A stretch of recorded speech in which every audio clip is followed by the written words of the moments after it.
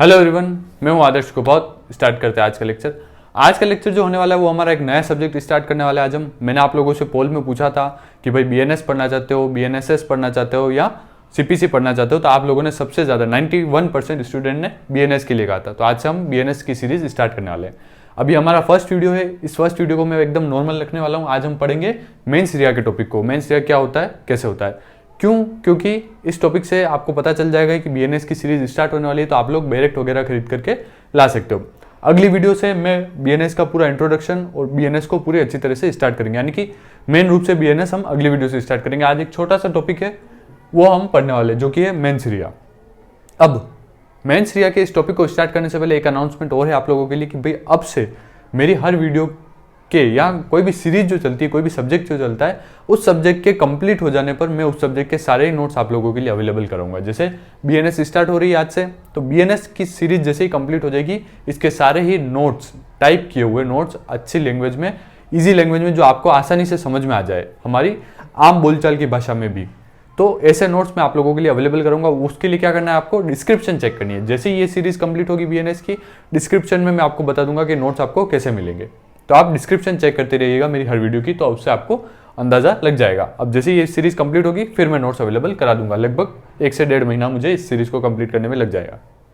तो अब बात करें आज के टॉपिक की, जो कि है मेंस रिया। मेंस रिया क्या होता है, मेंस रिया को भाई किसी भी अपराध में मेंस रिया की क्या भूमिका होती है, और भारतीय न्याय संहिता में मेंस रिया की कैसे पालना की गई है, मेंस रिया को कितना माना गया है, कैसे माना गया है, इसके बारे में आज हम जानने वाले हैं। सबसे पहले तो मेंस रिया एक इंपॉर्टेंट टॉपिक, थोड़ा इंपॉर्टेंट टॉपिक इसलिए भी बन जाता है क्योंकि अपराध के अंदर इसकी बहुत महत्वपूर्ण भूमिका होती है, एक बहुत महत्वपूर्ण तत्व बन जाता है। किसी भी अपराध को कारित होने के लिए या किसी भी अपराध को होने के लिए 2 चीजों की सबसे ज्यादा आवश्यकता होती है। कौन कौन सी? पहला है मेंस रिया और दूसरा है एक्टुस रियम। मेंस रिया यानी कि इसे दुराशय भी कहते हैं, दुराशय या अपराध कारित करने का इरादा जिसे कहते हैं, इरादा, इरादा किसका? अपराध कारित करने का इरादा। दूसरा है एक्टुस रियम। इसे क्या कहते हैं? इसे कहते हैं कृत्य या शारीरिक कृत्य,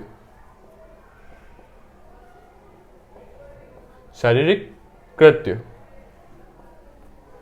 या शरीर द्वारा किया गया कोई भी ऐसा कृत्य, ऐसा काम जिसके साथ दुराशय मिल जाता है तो वो अपराध बन जाता है। तो इन 2 चीजों के होने पर किसी भी कार्य को अपराध मान लिया जाता है। अपराध, किसी भी अपराध के लिए कौन से 2 चीजें महत्वपूर्ण है, या अपराध के 2 मुख्य तत्व कौन कौन से हैं?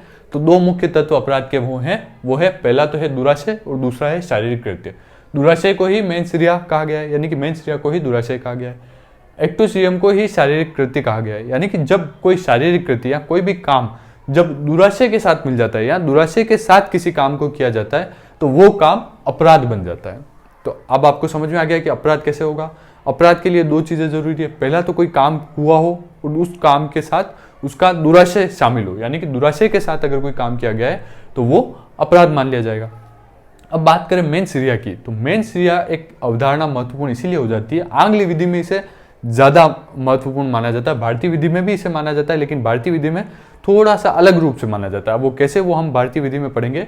पहले बात करें मेंस रिया की, तो मेंस रिया एक महत्वपूर्ण अवधारणा है। क्यों? क्योंकि मेंस रिया दुराशय को दर्शाती है। दुराशय यानी कि किसी भी काम को करने के पीछे उसका उद्देश्य कैसा है, मेंस रिया ही बताता है या दुराशय ही बताता है कि किसी व्यक्ति ने कोई काम किया है तो उसने आपराधिक मनोभाव के साथ किया है या नहीं किया है, वो काम अपराध है या नहीं है, यही चीज कौन? मेंस रिया ही बताता है। यानी कि मेंस रिया में आपको कुल इतना ध्यान रखना है कि भाई दुराशय से किया गया या किसी भी काम के पीछे उसका दुराशय होना या गलत करने का, अपराध करने का इरादा होना ही मेंस रिया कहलाता है। इसे हम एक एग्जाम्पल के साथ समझ लेते हैं। क्या? मान लीजिए एक व्यक्ति है जो झाड़ियों के पीछे छुपा हुआ है, झाड़ियों के पीछे छुपा हुआ है। ए व्यक्ति किसी कारण से छुपा हुआ है। बी व्यक्ति यहां पास से जा रहा है, बी व्यक्ति को झाड़ियों में हलचल दिखी। बी व्यक्ति को क्या लगा कि यहाँ कोई शेर या चीता आ गया है, यहाँ कोई ऐसा जंगली जानवर आ गया है। तो बी व्यक्ति ने क्या किया, अपनी बंदूक से इन झाड़ियों में इस ए व्यक्ति को जंगली जानवर समझ करके शूट किया, बंदूक से गोली चला दी, जिसकी वजह से इस ए की मृत्यु हो गई। तो यहां क्या हुआ, यहां बी ने ए को मारा है, लेकिन यहां क्या है कि बी का आशय ए को मारने का नहीं था। बी का आशय क्या था? बी का आशय जंगली जानवर होगा, जंगली जानवर को मारने का था, ए को मारने का बी का आशय नहीं था। तो ऐसी स्थिति में बी को जो है अपराध के लिए, किस अपराध के लिए, ए की हत्या के अपराध के लिए दोषी नहीं ठहराया जाएगा, दूसरे अपराध के लिए दोषी ठहराया जा सकता है।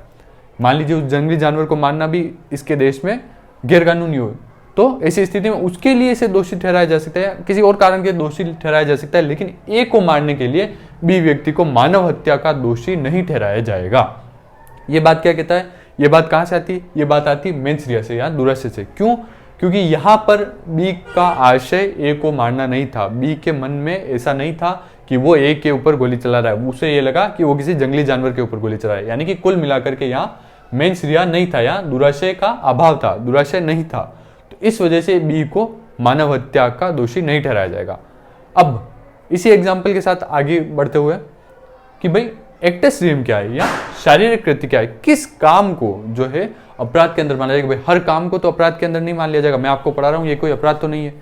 अब किस काम को अपराध के अंदर माना जाएगा, अपराध के अंदर उस काम को माना जाएगा, उस कार्य को अपराध के अंदर माना जाएगा या एक्टस रियम में माना जाएगा जो विधि द्वारा निषिद्ध है या विधि द्वारा जिस काम को करने के लिए मना किया गया है, जिस काम के लिए सजा निर्धारित की गई है, ऐसे काम को, विधि द्वारा निषिद्ध काम को जो है एक्टस रियम माना जाएगा या शारीरिक कृत्य माना जाएगा। ऐसा कृत्य जो जिस कृत्य के साथ दुराशय जब मिलेगा तो वो है अपराध बन जाएगा। अब आपको दो चीजें यहां ध्यान रखनी है कि केवल दुराशय या केवल मेंस या केवल दुराशय,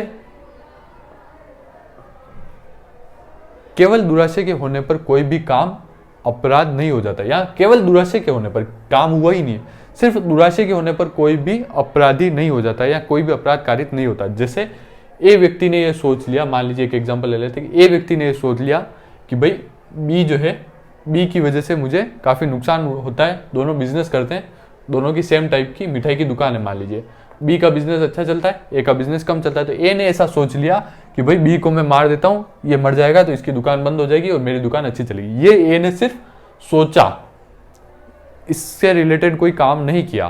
तो यहां क्या हुआ, यहां सिर्फ दुराशय आया, क्या नहीं आया, शारीरिक कृत्य नहीं आया, या यहां सिर्फ मेंस रिया आया, एक्टस रियम नहीं आया।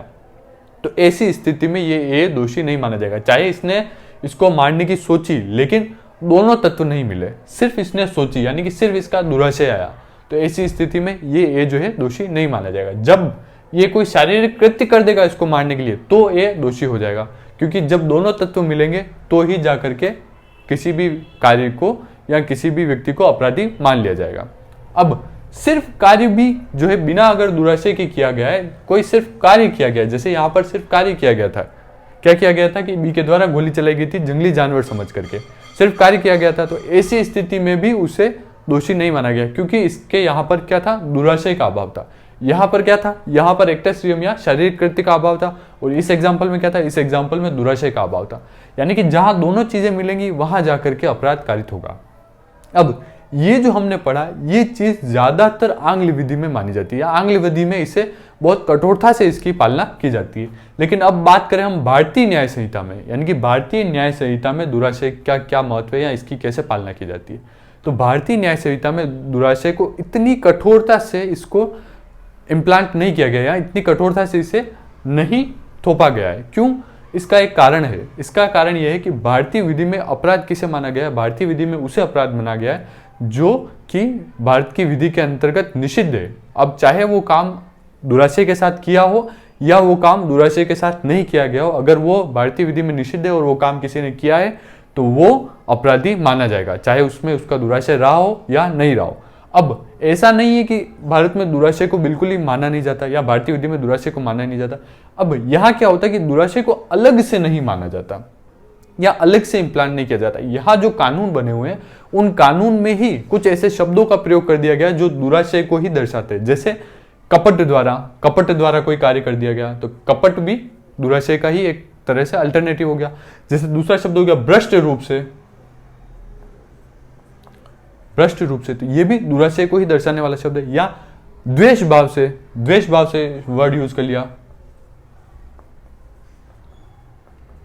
तो ऐसे वर्ड का इस्तेमाल भारतीय न्याय संहिता में ही कर दिया गया है, उस कानून में ही कर दिया गया है। जिसे एक एग्जांपल से मैं आपको समझा दूंगा, और कि इन वर्डों के कारण ही क्या हो जाता है कि दुराशय उस कानून में ही अपने आप में सम्मिलित हो जाते हैं, तो दुराशय को अलग से इम्प्लांट करने की जरूरत नहीं पड़ती। जैसे चोरी की जब आप परिभाषा पढ़ोगे, जैसे इसी सब्जेक्ट में हम जब आगे पढ़ेंगे तब और आप अच्छे से पढ़ेंगे, लेकिन एक बार मैं आपको ये दुराशय, भारतीय न्याय संहिता में दुराशय को समझाने के लिए आपको बता दूं। चोरी की परिभाषा जब पढ़ोगे आप इस सब्जेक्ट के अंदर तो क्या है ये कि किसी के कब्जे से, मैं एक बार आपको समझने के हिसाब से छोटे स्तर पर समझा रहा हूँ कि भाई किसी व्यक्ति के कब्जे से कोई चीज हटाना, इस आशय से हटाना कि उससे बिना सहमति के उस चीज को हटाना, गलत आशय से हटाना, ये इस परिभाषा में लिखा हो। जब आप चोरी की पूरी एग्जैक्ट परिभाषा पढ़ोगे तो उसमें आपको आ जाएगा, क्या आ जाएगा कि किसी व्यक्ति के कब्जे से किसी वस्तु को उसकी बिना सहमति के गलत आशय से हटाना। तो यहां क्या वर्ड आ गया कि आशय आ गया।